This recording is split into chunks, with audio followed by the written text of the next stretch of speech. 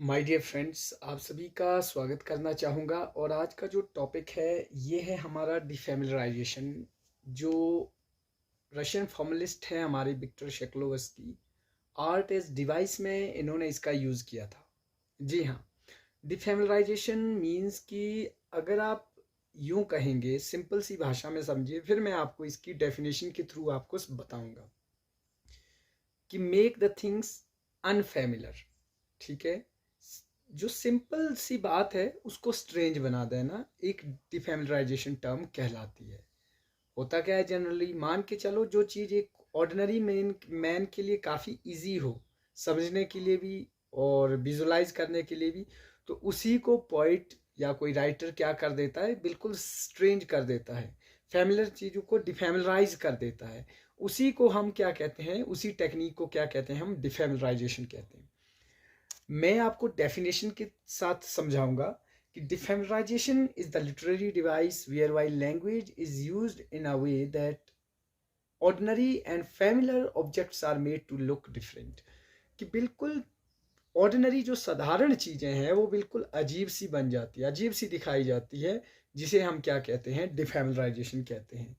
It is a process of transformation where language exerts its power to affect our perceptions. हमारी जो perceptions होती है उसको क्या कर देता है, ये मानने को मजबूर कर देता है। For an example, for me एक लव की डेफिनेशन कुछ भी हो सकती है, सिंपल सी भी हो सकती है, लेकिन अब जो एक पॉइंट दिखाएगा उस प्यार को उतना एग्जेजरेट करके, my love is like a red red rose, ठीक है, और बिल्कुल नॉर्मल सी बात को जो आप सिंपल वे में भी यूज कर सकते थे, कई जैसे वर्क है आपके, जैसे एग्जांपल्स के थ्रू आप देख सकते हैं। एनिमल फार्म है, ठीक है, आप जब जॉर्ज ऑरवेल का ये वर्क पढ़ोगे तो वहाँ पे जो क्रिटिसाइज किया गया है, व्यंग्य किया गया है, वेरी स्ट्रेंज वे से किया गया है।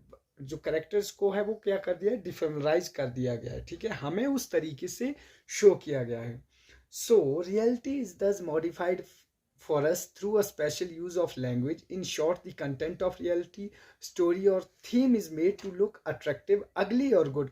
हो सकता है उसको एक अच्छी सी चीज को अगली बना के दिखाया गया हो, या एक बुरी बात को जो है वो ब्यूटीफुल करके दिखाया गया हो।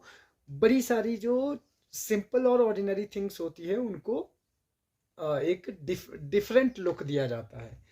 And defamiliarization is therefore about form as it affects content and reading. Defamiliarization is what distinguishes the poetic or literary language from non-poetic or non-literary language. ठीक है, फॉर एन एग्जाम्पल आप मान के चलो नॉन लिटरेरी वर्क भी पढ़ रहे हो, लिटरेरी वर्क भी देख रहे हैं, तो वो दोनों को अफेक्ट करता है।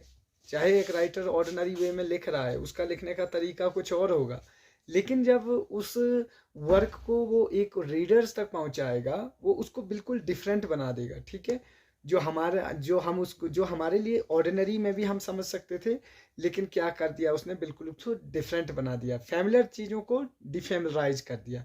यही होता है डिफेमिलराइजेशन concept given by Victor Shklovsky. Thank you so much for watching this video and have a nice day.